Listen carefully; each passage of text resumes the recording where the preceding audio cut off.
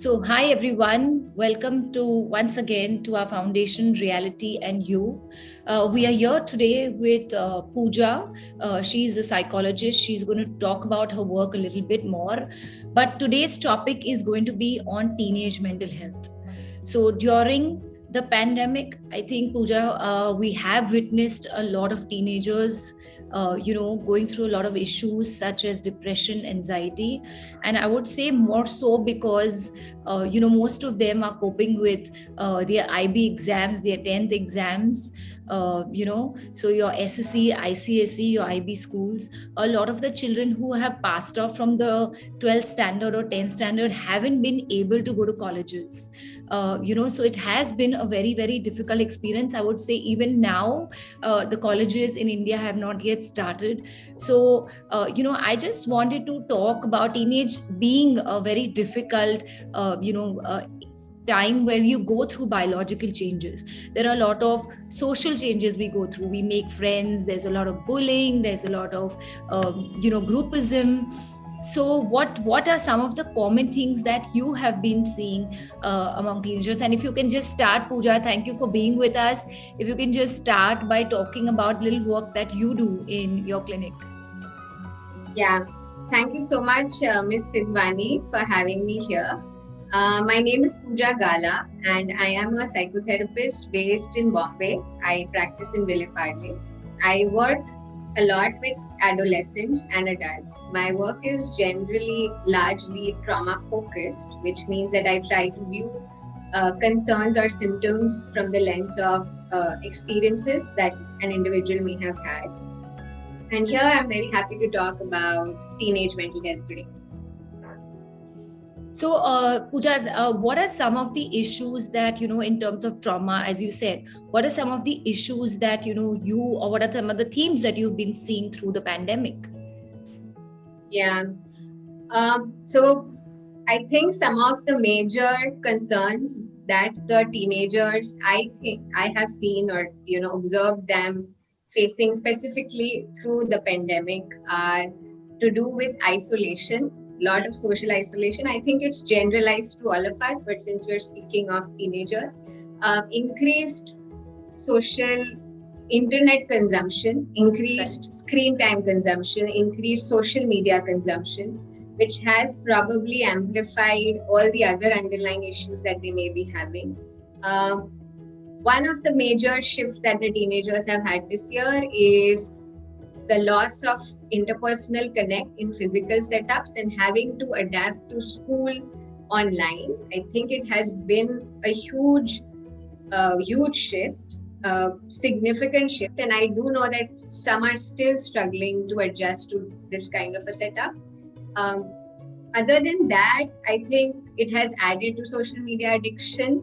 It has added to anxiety in general that they may be experiencing, anxiety of giving exams on an online setup, performing on an online setup, not being able to connect with their peers. And body image issues, identities that they may be struggling with as a result of being in this age group, and a lot of cyberbullying. I think some of the major themes have been relating. Everything I think this year is related to internet, largely. So yeah. So, Pooja, when you spoke about isolation, right? How do we help? Like, of course, we are seeing these patients on and off. So, what are some of the helpful strategies that today we can reach out to teenagers? Of course, there's a lot of anger, there's a lot of frustration of not moving around, not meeting their peers, and this is the time where they seek that validation. So, what are some of the suggestions that you would suggest that? How do we sort of reach out to them? How do we help them in this isolation? I think first of all we want to let the teenagers know that whatever they are experiencing, whatever, as a result of this isolation, this imposed isolation, is a normal response to the situation. All their emotions are extremely normal. They are valid, whatever they are going through. Having said that, something can be done about it if they are able to differentiate between healthy internet hours or more regulated, controlled internet hours versus unregulated internet hours. Encouraging them to access people in whichever safe way, sanctioned way possible in in-person meetings. Encouraging them to engage in physical exercises. I don't think there is a substitute for any physical exercise or any physical work in general. This year has been a huge blow on that regards, because there has been an increase in the consumption of blue light and dramatic increase in the consumption of sunlight. So I think managing the light consumption and trying to equally sort of balance it out, if not balance it out, bring it to some form which it is not completely lopsided, and talking to one another. Also, most importantly, reminding themselves that this is not permanent, that this situation is not permanent, it will pass, is a very helpful way of realizing that isolation is a temporary situation and is not going to last. So Pooja, I want to just start off by, discussing a few cases where, I have seen some teenagers in my practice. Of course, most of them are doing online schooling, as you said, and some of them become extremely passive in their living, so they are isolated in their rooms for hours together. At night time, it's the gaming and the connection, through gaming, and it's very, parents often say that they are locked up at times. I have also seen teenagers in anger and frustration, indulging in some form of self-harm. Of course, we know those are signs of depression, of a person not coping. So can you highlight some of, what are the symptoms of teenage depression? When should a person be alert that, yes, my child is not coping well? Okay. I think we could put it into two broad clusters. One is emotional manifestations and one is behavioral manifestations. Though the emotional manifestations, I think, are largely similar across the spectrum for all age groups in terms of depression, which would be dramatic drop in interest or motivation to do anything, feeling excessively lethargic, feeling numb, feeling exhausted, tired, and feeling signs of hopelessness, maybe having thoughts of self-harm, as you mentioned. Right. The behavioral manifestations of teenage depression are different from how we see it otherwise. It would be, I think what I'm also seeing is excessive complaints of fatigue and tiredness. Yes. Then there are symptoms of loss of sleep. There is either oversleeping or there is very high insomnia. There are dramatic changes in their appetite, and both ways. It's not overeating it could be either. There are, I think, very overt signs for parents would be to check if there are any changes in weight, if there has been inadvertent weight gain, inadvertent weight loss. General agitation and restlessness, in movement, in expression, in so-called what we would say seemingly simpler, not so important matters blowing up, feeling irritable. And also checking for the pervasiveness with regards to the timeline, how frequent it is and how long it lasts. These would really help us understand if they're temporary, they are just response to something that they are struggling with, or it's a sustained mood over a period of time. So they are very important markers to understand their depressive states.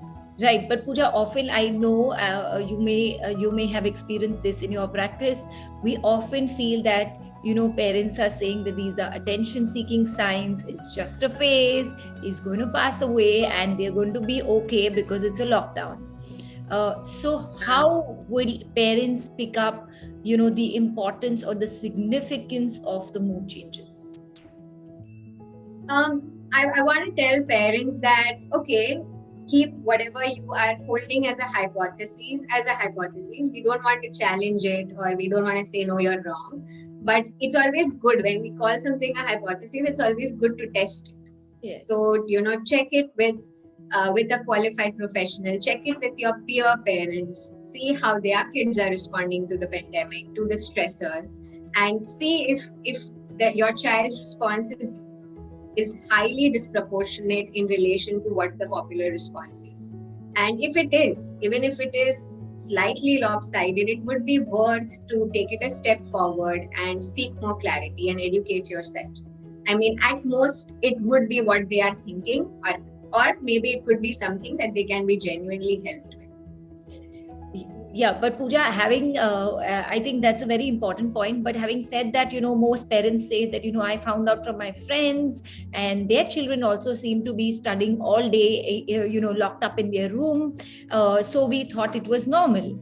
So I think what you importantly gave us the symptoms before, like a significant change in their behavior in terms of sleep, in terms of appetite, the agitation or the irritability. I think those would be some of the picking up signs, right? Yeah, definitely. I think overt changes in their sleep, their appetite, uh, their emotional expressiveness, the extent of isolation, how long they are locked in, they are very clear signs. They are not to be ignored. And for how long they have been sustained are very clear signs. If they have been there for more than 4 weeks to 6 weeks, then it's a sign to do something about it. Right. And I think I want to emphasize this point that more than 4 to 6 weeks, any form of emotional or behavioral change needs attention and needs professional attention. So I think that's what we are going to highlight from here. So Pooja, coming to the issues of, like you mentioned, some of the symptoms, changes in appetite. I think from there we also stem to the most important topic of body image, your self-esteem, and having your self-confidence. So give us some of the insights on that. Yeah, I think these are very central concerns that the teenagers are facing. I would just speak for our society. I'm sure it's globally applicable. And I think self-esteem and body image concerns have a strong positive correlation. So um, it's these are some the concerns or the symptoms that are often the presenting concerns when the teenagers or their parents come for an initial referral. um, i would I would like to say that these concerns have been there. I don't think they have just newly recently emerged. They have been there. They have definitely gotten more attention and awareness with heightened mental health awareness now picking up in the country, so it's a good sign. Having said that, if your child or if a teenager is indulging in excessive negative dialogue about their body, about how they look, about how they feel, or engaging in things which don't seem healthy to get themselves into a particular kind of shape or body shape or figure, then those are all signs again to seek help. Another important factor is Pooja, sorry to stop you here, but can you give us some examples of what you just said? So what are the things that teenagers would normally do to get themselves into the shape? I think they would, when they can do anything, they can engage in healthy practices. But we are speaking about teenagers who don't have healthy practices with regards to getting them in a certain kind of shape. I think excessive preoccupation with how they look, with regards to at thought level, at behavior level, expending a lot of time on social media and following people who propagate certain kind of body image. Right. Eating habits, we know that they do engage in very unhealthy eating habits of starving themselves for hours, or engaging in binging behavior, engaging in purging behavior, engaging in excessive heavy exercise at a stretch, and which is not consistent.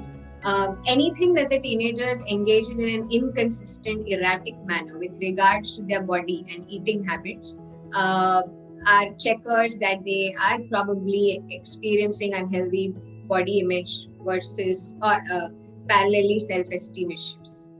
Right. And I just want to highlight for our viewers here that when Pooja was talking about binging, it is, eating excessive amounts of food, maybe after a fasting or maybe after a intermittent diet that they have taken, and it could be excessive exercise, maybe on weekends or after they've had a party night, all those things.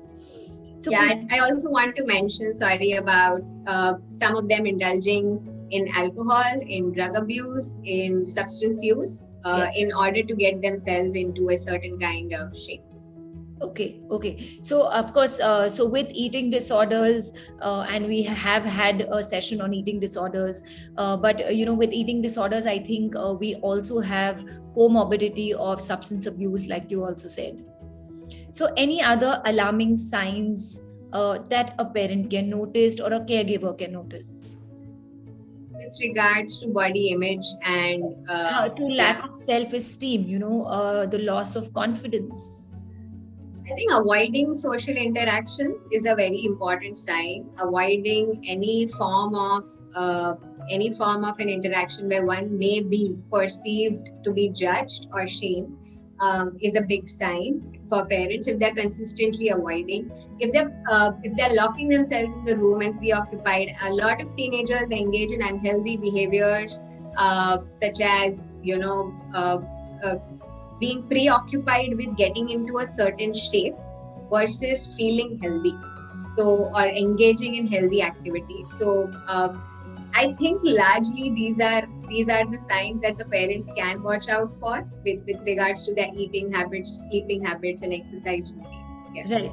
And I think here what you, like you stressed, it's about getting into or having control over your body, because you're not able to control other factors or other people. Right. So Yes. it becomes a pattern. So any unhealthy pattern, I think, is what Pooja, we are also seeing a lot of teenagers get very anxious, especially because there are online exams. We don't know whether they are going to be physical exams. So this whole back and forth of the online, the physical exams is creating a whole atmosphere of lot of anxiety. Yeah, for sure. And again, I would say a normal response to the uncertainty, because the reality keeps changing on a weekly basis for them. Yes. So how does one deal with symptoms of anxiety? Because I think a lot of teenagers have started reporting of panic attacks, and I think that's when a parent gets alarmed and said, okay, maybe now we really need a therapist. What's going on? Why is she breathing so fast? So what would be the signs of a panic attack? When should a parent go to a therapist? Okay. Signs of a panic attack would be, as you mentioned, with regards to the body taking on the burden of the anxiety. Something with regards to breathing heavily, not feeling in control, feeling that one's heartbeat have increased, not being able to focus. They complain of feeling blank, feeling like I had studied so hard for so many hours, but nothing came through the exam. Noticing that they're perspiring a lot, they're talking rapidly, there's a lot of fidgetiness and restlessness in the body. I wouldn't say all of it is panic attack, but definitely these are panic like symptoms. And again, checking in for how long these symptoms last is an important sign to notice how they're dealing with the anxiety in relation to exams. Right. So how does the teenager, so if we have a lot of teenagers watching this, how can they sort of deal with the anxiety, deal with self-esteem issues? Yeah. So to deal with anxiety, I feel the primary step is to understand anxiety and what it is doing to us. In a simpler model, I do want to tell that anxiety is an emotion which takes us away from the present, takes us to and sort of an imaginary, bleak, difficult future that the mind and body create, and find ourselves, imprisoned in that zone for a long time. Once, if we know that this is what is happening, this is where anxiety is uprooting us from the present, our immediate goal is to bring ourselves back to the present first, before we can do anything. Because if our mind and body are not in the present, we may not be able to deal with the overwhelm that may come with the situation. So engaging in any form of grounding, Right. is a primary step of dealing with any form of anxiety.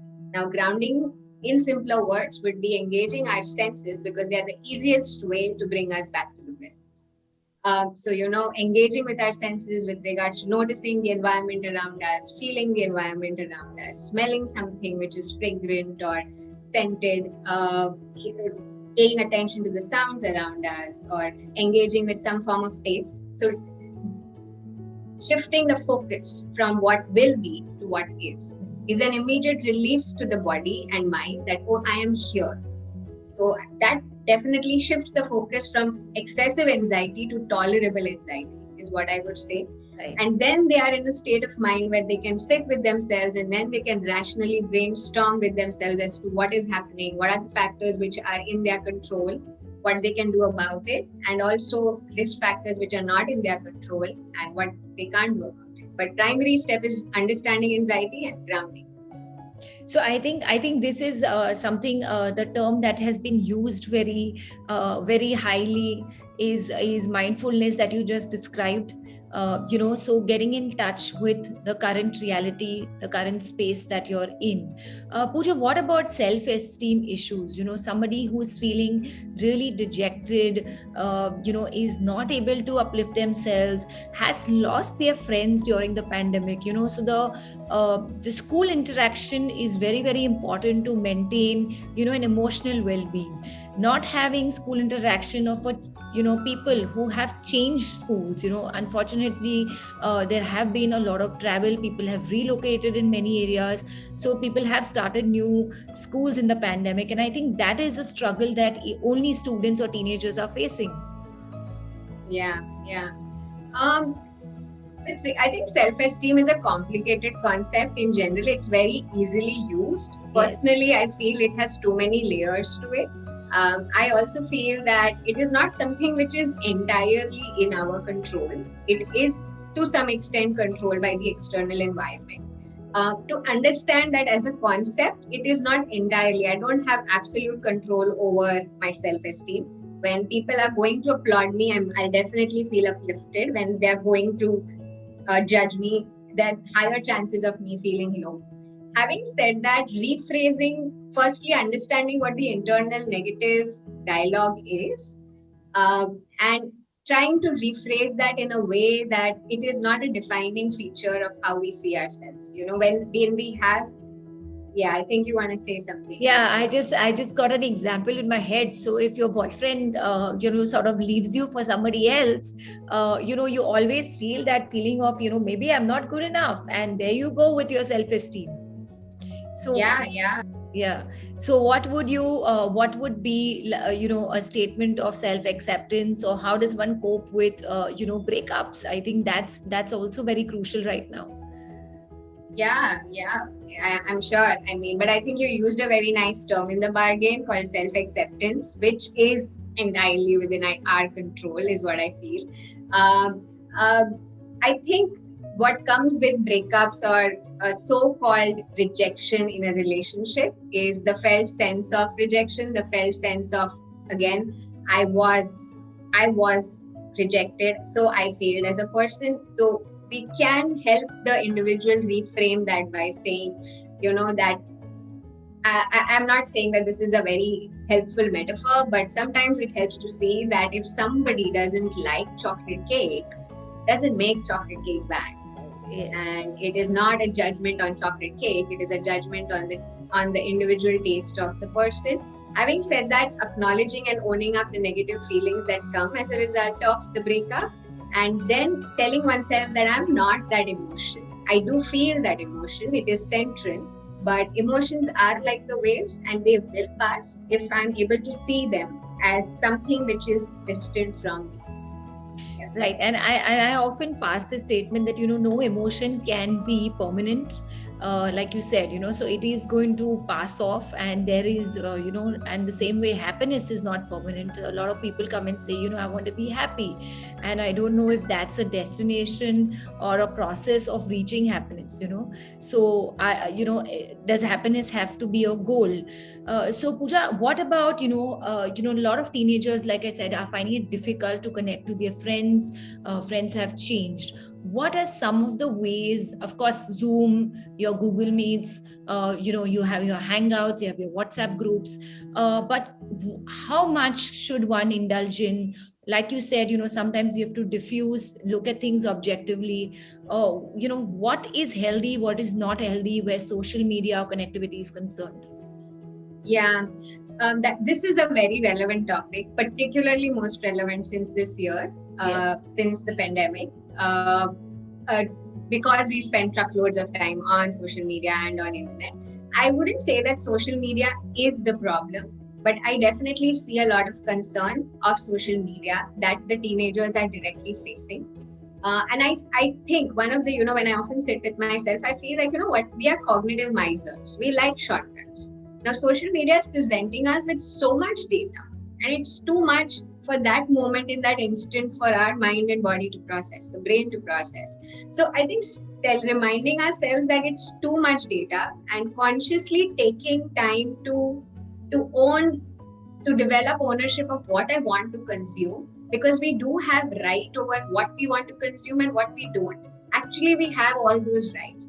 In it, somehow unconsciously, the media has given us the illusion that it has been controlling what we are consuming. So reclaiming our right to consumption of data will really help us rule out a lot of unnecessary information that would be causing us distress. That is number one. So I think, Pooja, the other thing that I want to bring about is teenage is the year of fun, frolic. You want to have fun. You finally want to do things which you couldn't do as a child, more like an adult. There's a lot of trial and error that happens during this phase. There are a lot of biological changes, right?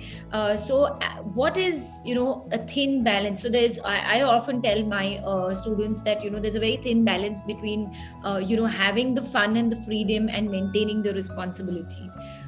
So where do you think teenagers are going wrong? What are some of the things they can, do to maintain this balance?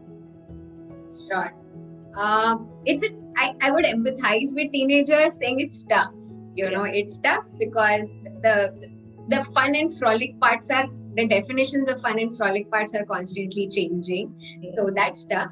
Having said that, yeah, it's crucial if we learn to balance, if we learn to sort of understand that thin line. Some of the ways I would guess that we could do that is check in with ourselves at what point we have reached a state of exhaustion. The body is constantly talking to us. Whenever something gets overwhelming for the system or distressing, it is giving us the signs and symptoms, and maybe staying in attunement with those signs, those things that it is trying to tell us. If it is exhausting, if it is tiring, if it after engaging in that activity, how are we feeling? Right. Have we felt that fun and frolicness, or have we actually felt low and we felt judged, we felt compared, we felt all sorts of things that are not pleasant to feel? So staying in awareness of that is very crucial. And also talking to people. I think it's undervalued where talking to people is helpful. I'm not saying talking on social media to people, but talking in private to people whom we trust, maybe trusted adults or trusted friends, where we can share how we are feeling. Sharing is deeply helpful at many levels. I cannot emphasize how helpful it would be. So yeah, these are some of the things that will really help them.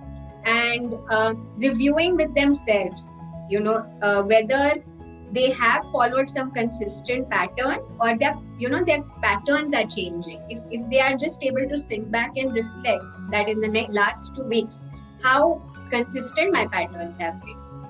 Have they been consistently in a particular direction? That would be a sign. If they have been they've been very erratic or inconsistent, that's a sign. So I think if they are able to set aside some time for themselves where they review their own patterns, that might help them, that might give them a lot of data about how things are going. Yeah. So Pooja, I'm just going to go back to the loneliness topic, right? And the social media, which I want to connect here. So a lot of people who are lonely, not talking to their friends enough, or may have been introverted individuals back in school, are today, connecting to random people on social media. And we don't know how safe these things are. Like we said, there are a lot of emotional abusers out there. So what would be your guidance? Yeah. So most importantly, I think while there are a lot of unsafe zones on internet, there are a lot of helpful websites that educate you on healthy cyber digital activities, informed digital communication activities. And it would be very helpful if the teenagers can educate themselves on those regards. Sometimes they just genuinely don't know that they're being bullied, or that things are happening in a way which is crossing a boundary. So primarily educating, when they are able to educate themselves. Second of all, please, if anything feels even slightly iffy, feels uncomfortable or discomforting, as I said, body is talking. If something feels discomforting, it is worth exploring. It's worth talking to a responsible adult. It's worth checking with your peer if that was okay or not. I think also just putting it out there that there is no rule, and absolutely unacceptable for someone to be unkind to us, for someone to be mean to us, for someone to shame us. So if any of these behaviors are happening in any form, and if you are having those feelings, those are very valid and they need to stop. The actions from the other side need to stop. So these are some of the signs to understand that. Yeah, and also engaging in digitally healthy behaviors, because there are a lot of websites where they come with a lot of warnings, where this is safe, this is unsafe. So if it is unsafe, it is wiser to keep a step back. And yeah, Pooja, since we're talking about this topic about safe and unsafe, a lot of relationships which have spurred up online today have a lot of sexual content that has been exchanged. So you don't know what accounts. So of course, with people who you know and who you've met, it's different. But there are people who are having online dating apps and dating relationships. I mean, we've seen a significant increase in them. So what are some of the standards that a teenager could maintain for themselves?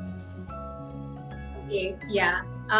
Firstly, be very sure and sort of peer review what kind of images of self that you're sharing, Right. what sort of impressions it would be giving out. Just doing a sort of peer reviewing on that front to trusted peers. Second of all, noticing, setting your boundaries a bit in advance in terms of what's okay for you and what's not okay with you. Right. And if you feel that despite having set your own boundaries on an app, on a dating app, it's still being crossed by the person once, and if it is being crossed, then it's a sign that for you to withdraw from that conversation or do something about it. Yeah, and being informed that whatever you're sharing can be screenshotted, can be used in certain way, it can be malused in whichever way possible. So uh, being aware of, once you let data out, it is not your data. I think that's a very important piece of information. Once anything is out, it's not yours. Then I think it is. that's extremely important that you put out that once it's out there, it's on a cloud, it's on their phone, it can be circulated via video messaging, via SMSs. So we don't know how long the relationship will last, but that image surely lasts. So I think that's very, very important. Thank you so much for that. How does a teenager deal with cyberbullying? When, like you said, it's very important to maintain the boundary. Do we engage in conversations, like you said, engage in conversations with your peers? What about parents? Do you think a healthy communication with a parent would be fine? It's hard to just say yes to that, because the words are very nice, healthy and communication, but we do know that not all family dynamics are healthy. Yes. So if you feel that this is a zone where you will get that felt sense of affirmation, confidence, safety from your parents, I would encourage them to reach out to their parents, because it might be helpful to get that alternate perspective. Any trusted adult, who is responsible, or a trusted adult, it would be helpful to relay information through them. And yeah, engaging in open communication and sharing what's going on and what's troubling you with your immediate caregivers, as long as it's a healthy dynamics, is a good idea. It's a strong idea. I think a lot of teenagers have come forward for seeking help in therapy, and I think this has been one of the first years where we see teenagers saying, maybe I need a therapist, and I think that is very courageous of them. Yes, very courageous, very heartening, Yes. very reclaiming of them. Yeah, Yes. Definitely seen a boost. Yeah. Right. So, any other stressors? We've covered binge eating, we've covered the addiction. So, in terms of addiction, we all know there's a lot going on there. There's weed, there's hash, there's cocaine, there's MDA, and so how do you seek help? Because often enough I see teenagers spiraling in the addiction.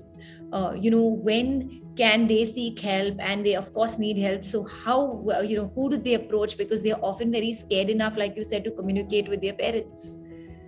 Yeah. I think now there are a lot of psychoeducational tools on the internet for them to know where they can reach out for help.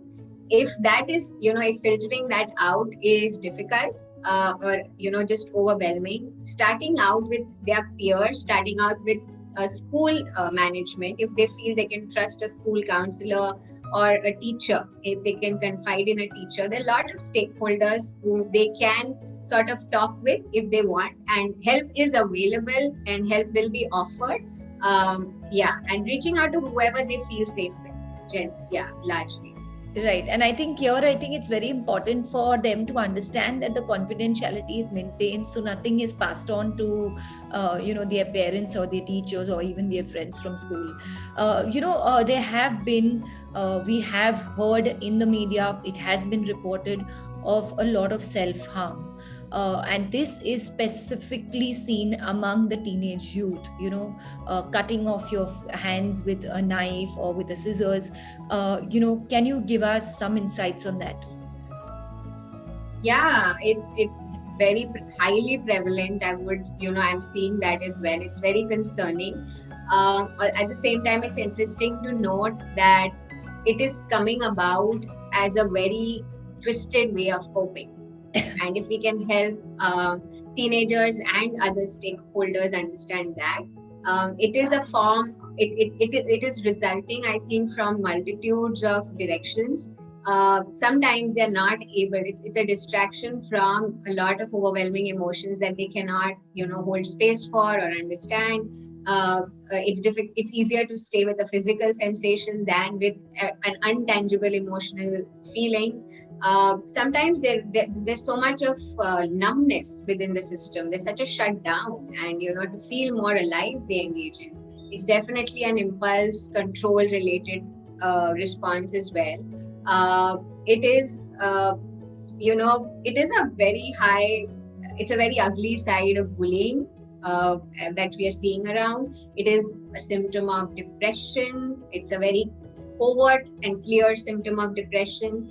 And I do want to say that it mustn't be taken lightly at any level. It must be reported. It must be, brought to awareness, and help is available again. It must be reached out to for help. Right. And I think I had a case a couple of months back where, two girls were talking, and her friend reached out to to her mother and said, I think she needs to see somebody. She's crying for help. And I think it's very important for friends also to realize that this may be a cry for help, and, to reach out to the significant parent. And I do. And this is a very important point, because even I'm noticing this, and I do want to tell the friends that, as much as it's important to keep secrets and the code of friendship, the confidentiality is allowed to be broken on certain regards for the sake of the person. So it's definitely recommended and important that you don't worry about your friend, your friendship over here, because often the friends are confused. Should we not? But they have asked us not to share, but you should. It's a piece of information that must be relayed to an adult. So I think when it is to do with the safety of the self or to the safety of the others, I think that is when you decide to sort of share that piece of information, maybe with your own parent or with your, the person who's going through all the grief and the trauma. Definitely. So Pooja, coming from trauma, I definitely want to bring about this issue of sexual abuse, verbal abuse. We have seen a lot of, teenage girls, boys, both, I would say, reporting, sexual abuse at some form of the other. How does one get the courage? These are deep-rooted secrets of the childhood, which sometimes come up, when you are, coming up to your adolescence. It's difficult to forgive yourself as to why you did not speak up. So how does one handle trauma in that case? It's a very sensitive question, and it can be answered by looking at multiple directions. Often when there has been childhood sexual abuse, and a body is so brilliant, it wants us to cope and adapt, and these form implicit memories. And maybe the teenager doesn't have access to implicit memories, as a result of the way of coping. Having said that, how do we gather the courage? It's about, again, developing safety networks, trying to, because I think one thing about sexual abuse and other concerns is different, is that the body starts feeling unsafe. Yes. And that's where the body cues don't seem like I can trust them. Yes. So, it's very important and crucial that we reach out for help. We reach out for mental health therapy, whatever are the sources of help available, because these are resolvable concerns. Yes, there is guilt and there is a lot of shame, and it's nothing to do with the with the individual who has been a survivor of such an experience. It is, but these emotions are also very real, and it is possible to work on these emotions. It's possible to work on these emotions in a safer space, and it is heavily encouraged to reach out for help. And there are, again, lot of spaces that are providing this kind of education support. And I cannot think of any other option than reaching out for mental professional help in these cases. Right. And so I think it's very important, like you're saying here, in terms of self-harm or sexual abuse, often you feel ashamed of yourself. There's a lot of shame. There's a lot of blame game going on. Like we said, why didn't we speak up? Why didn't we stop it? And I think we need to, come out of that cycle, be assertive enough, with your therapist, speak it out, vent out your emotions, and that probably starts the healing journey. So these were some of the issues, Pooja. Lately we've seen, the LGBT law coming out very strongly in our community, in our country. It's taken a long time for us to reach here. Today, we see a lot of teenagers being vocal about these issues. We see them talking about, okay, maybe I'm attracted to females, maybe I'm bisexual, maybe I'm homophobic. How does a teenager talk to their parent, because still by and large it may not be so acceptable in their social circle. So Ms. Sidhwani, I think the network elapsed for a few seconds. So if I got your question right, it was, how do we help teenagers navigate the generation gap with regards to these so how does one sort of, because often they feel that they'll be misunderstood, and this is a journey which is crossed alone, although the legal system has sort of sorted it out in some sense, but the social dilemma is very complex even now. Yes, it is complex. I think we want to start by acknowledging that the dilemma, the narrative is very complex. We also want to acknowledge that, yes, it is strongly possible that in your immediate home environment, it may not be accepted, you may be shamed. Having said that, yes, that may happen. At the same time, there are huge pockets of society where another narrative is being developed, another more healthy, acceptable narrative is being developed. So acquainting yourself with that, understanding that uh, exploring one's sexual identity is an initial step towards being curious about self, especially in teenage years. There's so many shifts happening and changes happening, so natural that we are going to be curious at sexual level as well. So it's acknowledging that the curiosity is normal for me, but it may not be received by others, and that does not abnormalize my curiosity in any way. And reaching out again to informed professionals. I don't just mean mental health professionals here, but to informed professionals in different sectors who have the right knowledge, who have the right information with regards to what this is and what my feelings are, and how to navigate this confused piece of information. And I think most parents often say that the child may be confused, or they don't know enough, and maybe they are in denial. Like we said back then, it's a phase that they are going through. So coming out to your parents is often very difficult. Yes, it's very difficult. I would guess, I would imagine, and at the same time, preparing yourself. Maybe not letting it be an impulsive, knee-jerk sort of response. Preparing yourself by at least first keeping the community who is going to be accepting of it abreast. Gaining that felt sense of acceptance from areas where that it is definitely going to be accepted, your peers or professionals, or first creating that base. That would really help you gather the courage to systematically then in a certain way sort of release this piece of information to your parents. And if it is not received well, you at least have other stakeholders and some anchors to hold on to when it hasn't been received well. And not giving up. And I think one of the first things is also the difficulty of accepting it yourself, that you are different in some way. But I think we have a large community right now, and I think it has been validated by the legal system that it is not an abnormality, it is not a mental disorder. So trying to gather the courage to coming out, to finding friends in the same zone. I think I have covered some of the issues. Anything that we have missed out, Pooja, you want to highlight, from your perspective, anything in case you feel that we missed out anything, Pooja. So if you can tell us where people can reach out to you, we are going to put up your email ID on the YouTube link as well. Thank you so much.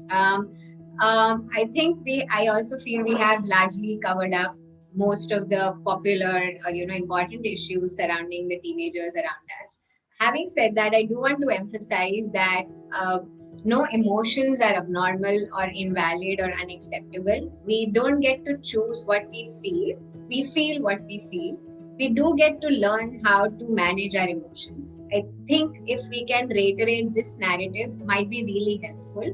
And I do also want to let the audience know that help is available. The mental health narrative is really shifting for the better in the country.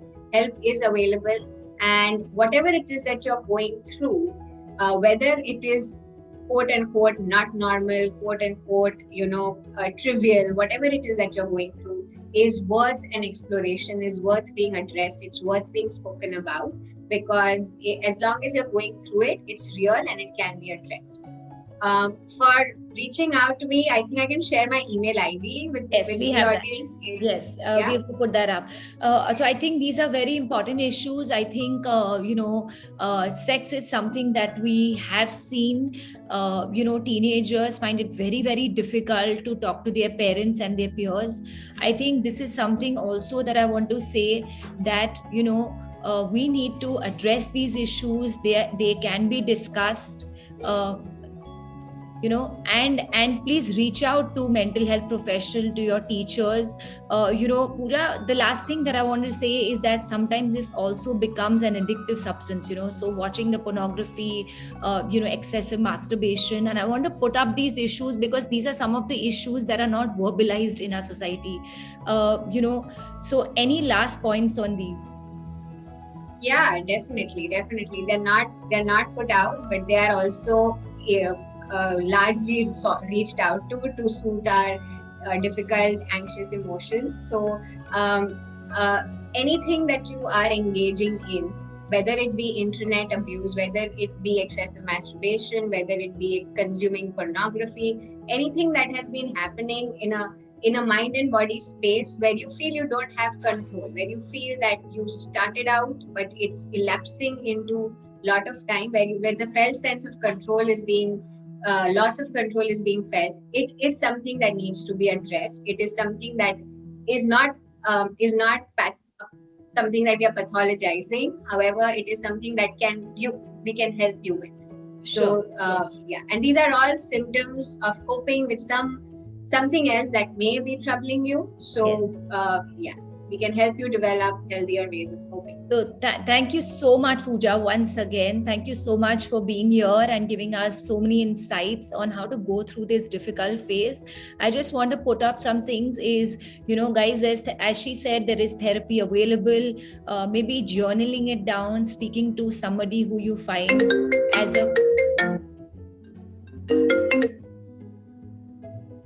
a confidant in your home space. Please reach out to them, maybe in your school setup, and we will be there. Thank you so much, Pooja, once again. Thank you. Yes, Bye-bye. thank you, Miss Sidwani, for having me. Thank you.